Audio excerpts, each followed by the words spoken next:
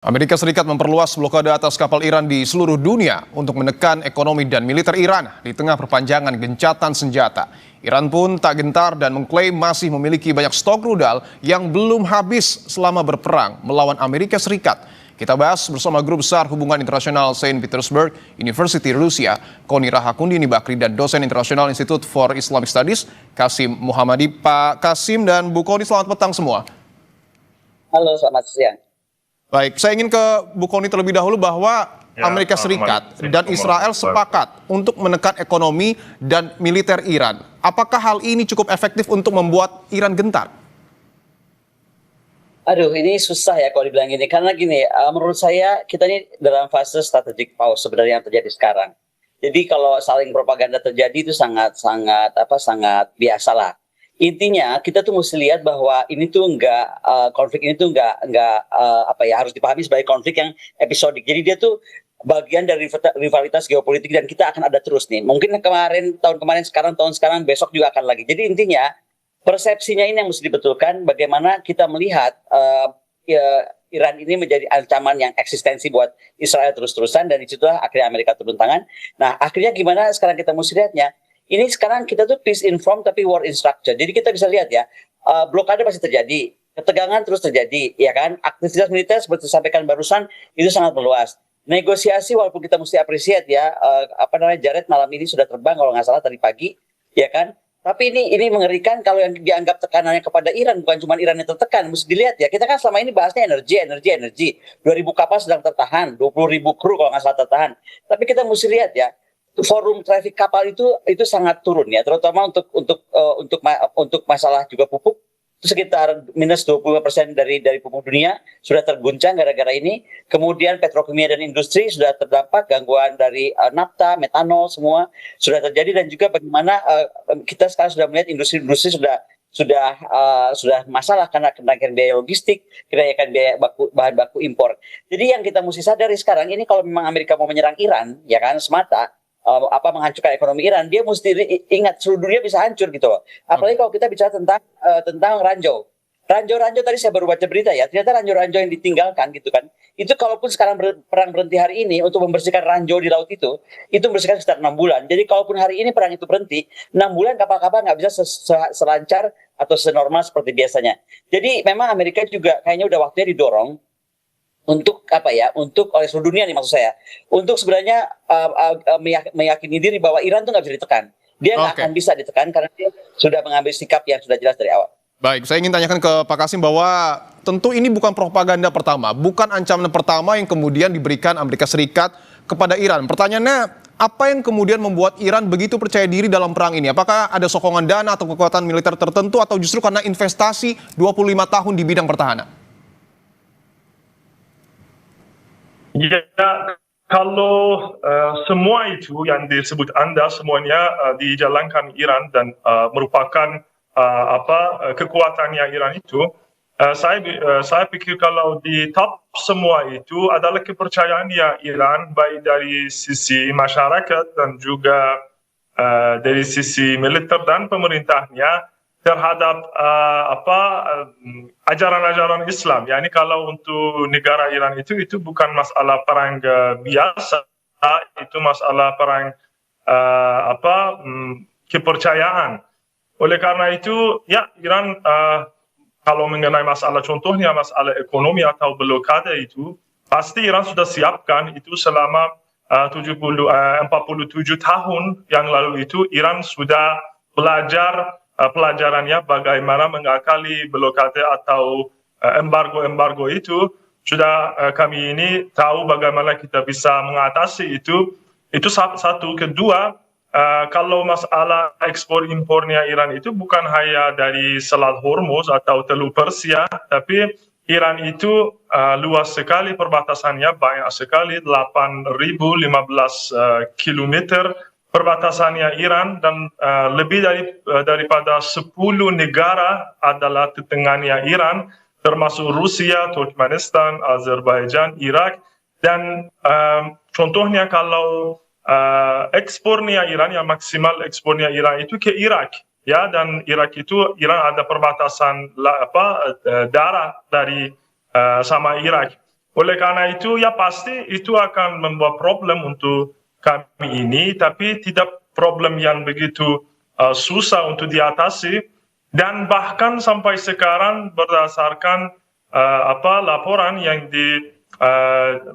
yang dicatat di jurnal-jurnal Amerika Serikat sendiri, Iran sampai sekarang hampir 40 kapal sudah lewat dari Selat Hormuz itu walaupun beradanya blokade itu. Oleh karena itu nampaknya tidak merugikan Iran begitu blokade itu atau ancaman-ancaman macam itu. Tapi sebaliknya itu merugikan pihak yang lain, yaitu Amerika Serikat dan sekutu-sekutunya. Oke, tentu pertanyaannya ketika memang perang akan berlanjut usai gencatan senjata, pertanyaannya siapa yang kemudian akan lebih kuat, Amerika Serikat atau Iran? Tapi tahan dulu Bu Kony dan Pak Kasim, kita akan lanjutkan dialog di Kompas Petang. Usai jeda tetaplah bersama. Kita lanjutkan dialog di Kompas Petang terkait dengan ancaman Israel dan Amerika Serikat kepada Iran. Saya ingin ke Bu Kony bahwa gencatan senjata ini sudah beberapa waktu berjalan. Kalau kita petakan dari segi militer, siapa yang lebih kuat saat ini, Iran atau Amerika Serikat? Kalau lihat dari militer, ini sekarang susah ya. Semua orang akan bilang mereka paling kuat. Tapi yang mesti kita hargai, kita coba lihat Iran.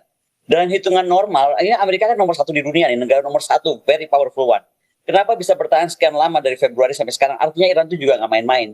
Dia sudah seperti tadi disampaikan, sudah menyiapkan diri jauh-jauh hari. Senjata pun rudal-rudal menurut Iran itu diklaim Iran belum keluar. Jadi tantangan ke depan itu sepertinya Iran nggak akan sama sekali ditantang apapun yang akan mundur. Nah, yang saya mau balik sedikit ke arah Amerika Serikat. Saya rasa Amerika Serikat juga harus mengukur ya.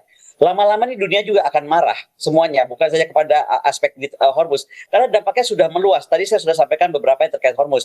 Tapi apakah ada yang sadar sekarang bahwa ke ruang-ruang udara pun sudah mulai bermasalah, penerbangan banyak yang di reroute, banyak area penerbangan misalnya Cina ditutup sementara ini dan itu. Jadi intinya doktrin militer Amerika yang ingin menguasai semua selat-selat itu mesti kayaknya direvisi. Karena ini kan dalam buku putih pertahanan Amerika yang terakhir itu menyampaikan dia ingin menguasai choke point. Ya kan? Artinya apa? Kita perhatikan 2025 dia sedang Panama. Ya kan? Sekarang Hormuz. Yang saya khawatirkan, ya kan? Apalagi dengan kapal perang sudah melewati Malaka, saya nggak bilang bahwa kapal perang tidak boleh melewati Malaka. Tapi yang saya mau bilang adalah dengan adanya kenaikan derajat lewatnya kapal perang di Malaka ataupun dimintanya overflight blanket, itu menyatakan bahwa jangan sampai ini Malaka pun juga akan menjadi target Amerika Serikat. Apalagi tadi pada saat pembukaan disampaikan bahwa pernyataan Menteri Perang Amerika, kemanapun kapal Iran itu akan dikejar. Nah, jadi yang mau saya bilang bahwa sekarang itu siapa yang lebih kuat atau apa itu susah disampaikan ya, karena semua aspek akan bergerak. Yang mau saya lihat lebih kepada implikasinya untuk ke global south itu apa, terutama ke Indonesia sendiri, karena kita itu harusnya mendorong diplomasi preventif, itu sudah harus dilakukan. Bagaimanapun kita sudah harus mengedepankan negara-negara global south yang akan terdampak sangat, mendorong gerakan baru non-alignment movement 02 misalnya.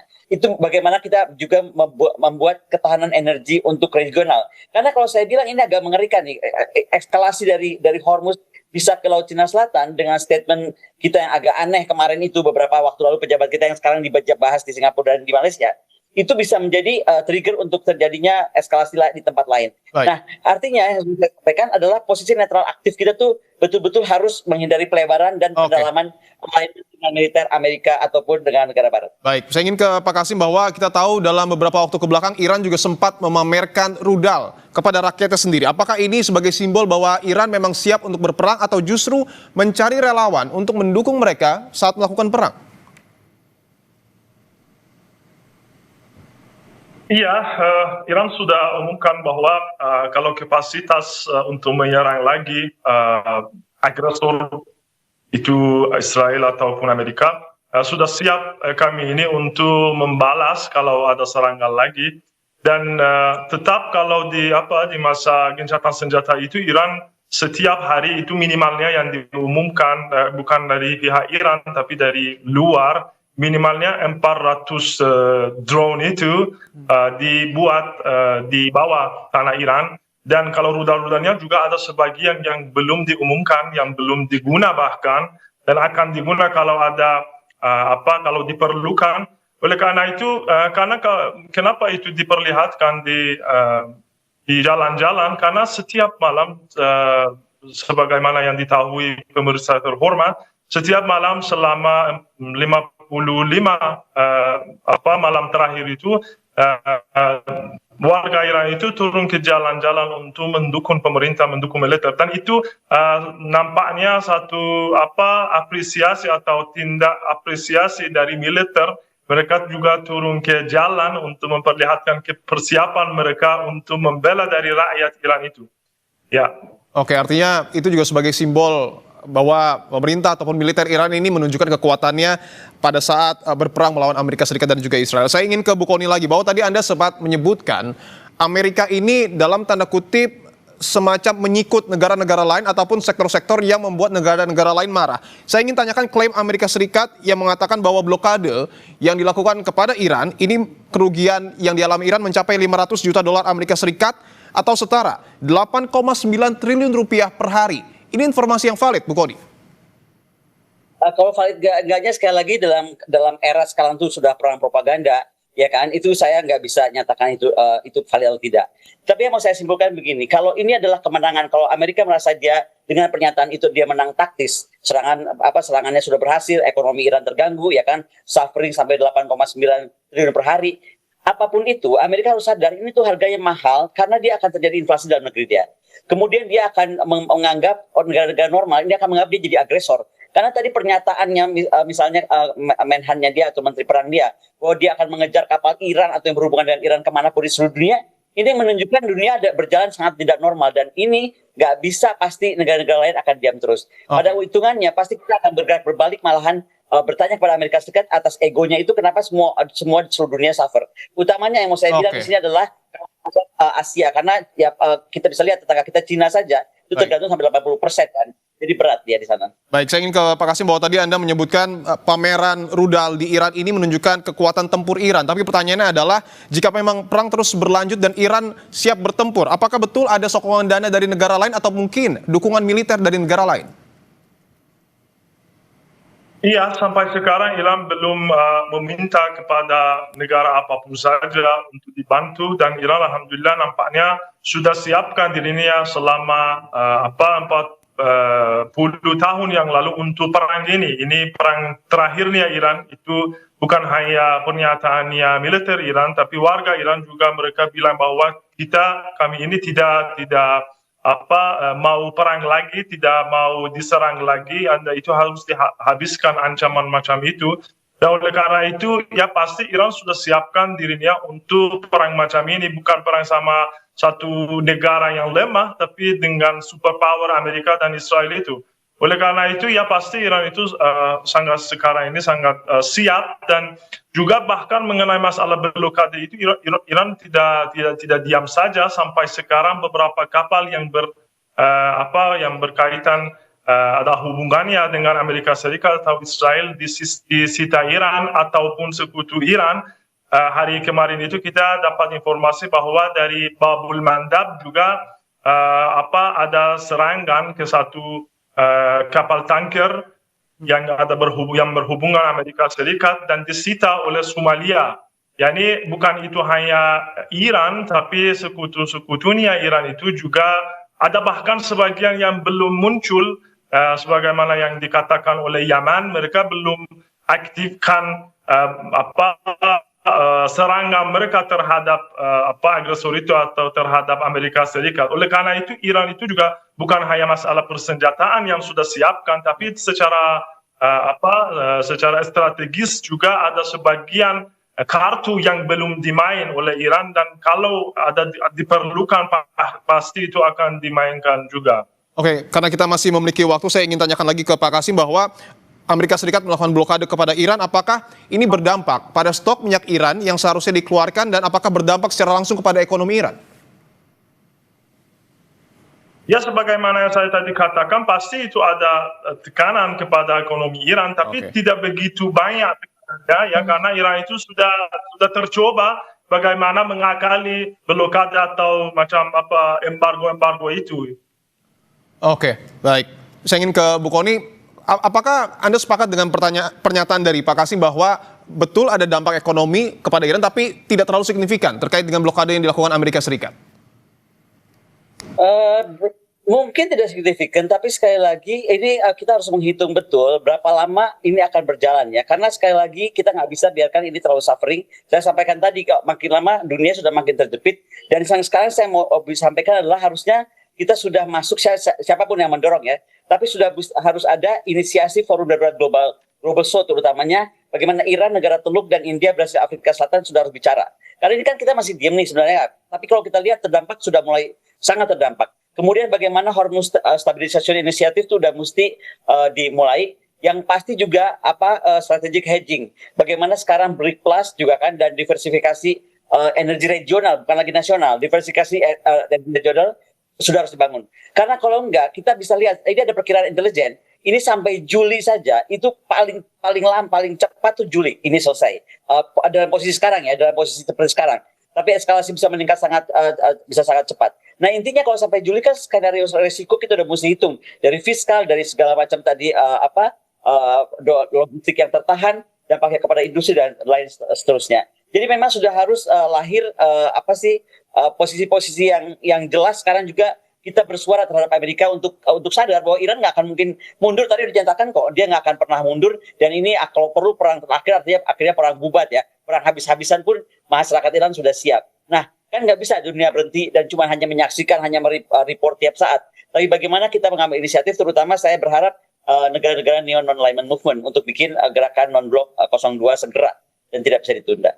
Oke, bahwa analisa dari Bu Kony Bakri menyebut tidak menutup kemungkinan perang ini paling tidak masih berjalan hingga pertengahan tahun. Saya ingin ke Pak Kasim. Apakah ada himbauan mungkin ataupun semacam informasi yang diberikan oleh pemerintah Iran kepada warganya untuk bersiap perang hingga tenggat waktu tertentu, Pak Kasim? Berdasarkan informasi yang biasanya kita dapat dari TV resmi Iran itu tidak ada